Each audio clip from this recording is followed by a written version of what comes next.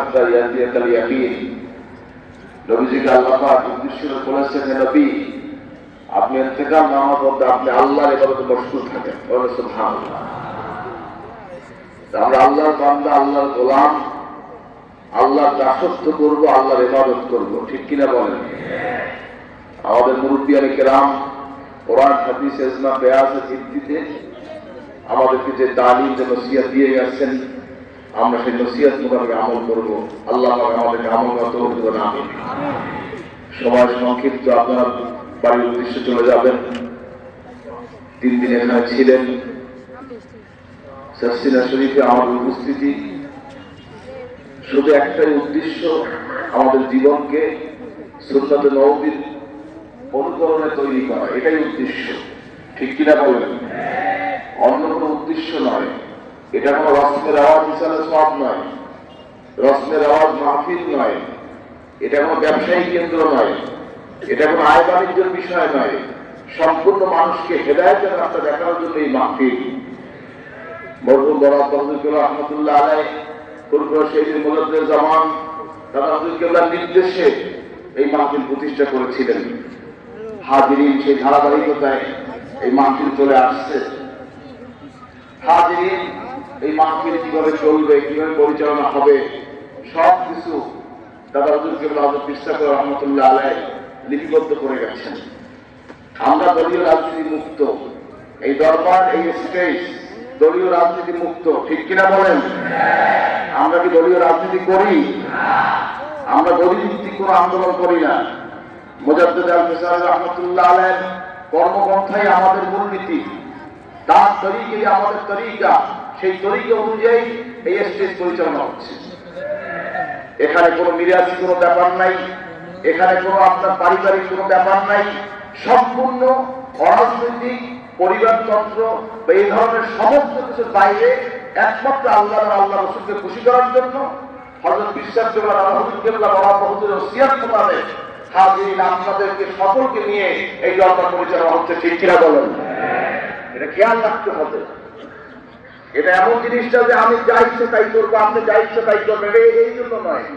স্টেজে কি ওয়াজ হবে, কি নসিহত হবে, কি কথা হবে, তাও ওসিয়তের মধ্যে রাখা আছে।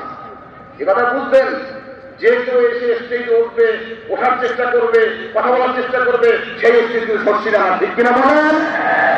হুঁশিয়ার থাকবেন। হুঁশিয়ারটা জানা আছে। অনেকে আমাদের পরিবারের দাবি করে সরষিরা দরবারকে আদর্শ থেকে বিচ্ছিন্ন করার জন্য উঠে পড়ে লেগেছে। আজকে তাদের বিরুদ্ধে আমাদের ঐক্যবদ্ধ হতে হবে। সরষিরা দরবার পারিবারিক তন্ত্র নয়, এটা কোরআন হাদিস এর ভিত্তিতে আমাদের 3 পীর যে ওসিয়তের নসিহত দিয়েছে, সেই মোতাবেক এই দরবার, এই সিলসিলা, এই মিশন, এই স্টেজ পরিচালনা হবে, ঠিক কিনা বলেন?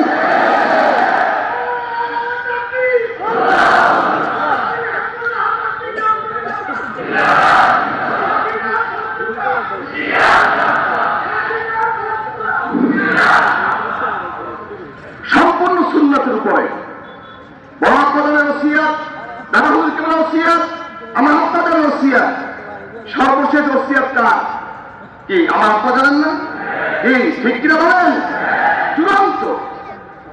এখন আমি যতদিন হায়াতে আছি, আল্লাহ রেখেছে হযরত পীর সাহেব কেবলার যেই নির্দেশ, ওই মোতাবেক এই দরবার চলবে। কি আপনারা কি রাখবো? কে কি রাখবেন না রাখবেন?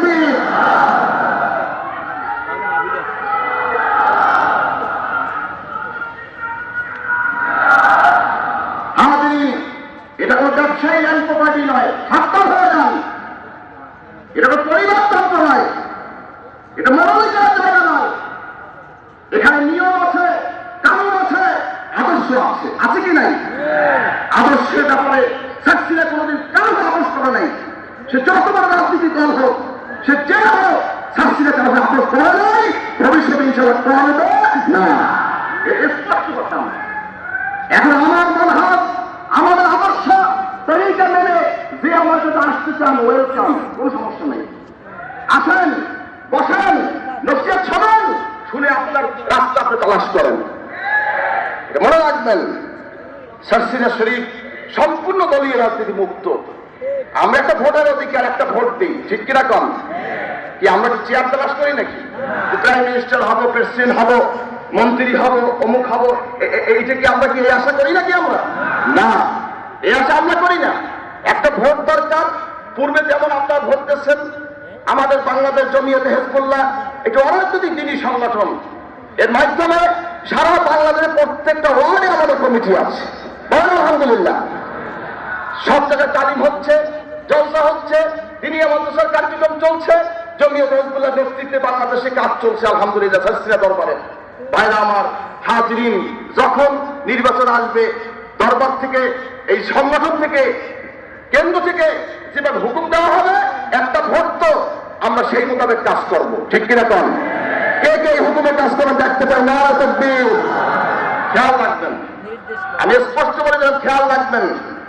আদর্শের ব্যাপার, বাংলাদেশকে নিয়ে বহু সিনেমিনি চলছে, এদেশের মুসলমানদেরকে নিয়ে সিনেমিনি চলছে, বিদেশি ষড়যন্ত্র চলছে। বাংলাদেশের মুসলমানদেরকে যেভাবে টার্গেট করা হয়েছে, এই মুসলিম দেশকে নিয়ে বহু ষড়যন্ত্র চলছে।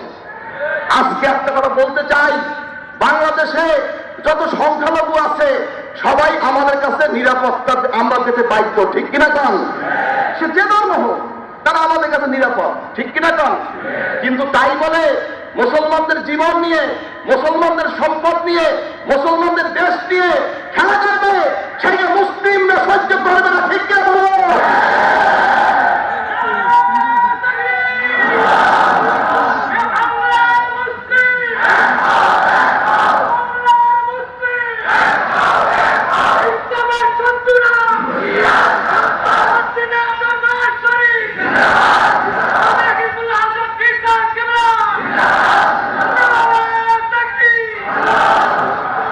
সর্বোপরি আমাদের আমল আখলাককে ঠিক রাখতে হবে। সিরাত শরীফের মানহাজ আদর্শ তো সুন্নাত। কি বলেন? কি বলেন? কি আপনি যাই করেন, আমাদের আদর্শ হল সুন্নাত। সুন্নাত সুন্নাত তরিকা হচ্ছে আমাদের মডেল। লাকাদ কানা লাকুম ফি রাসূলিল্লাহি উসওয়াতুন হাসানাহ। নবীজি হচ্ছেন আমাদের আদর্শ মডেল, তিনি আমাদের উসওয়া, ঠিক কিনা বলেন? তার তরিকায় তিনি যেভাবে চলেছেন, যেভাবে আচরণ করেছেন, যেভাবে ব্যবসা বাণিজ্য, বিবাহ শাদী, লেনদেন যা কিছু করেছেন, সব কিছু নবীজির তরিকা আমরা করব। কি রাজি আছেন? কে কে রাজি? না তাকবীর। আল্লাহ কবুল করুন। আমিন। আপনি এটি খেয়াল রাখবেন।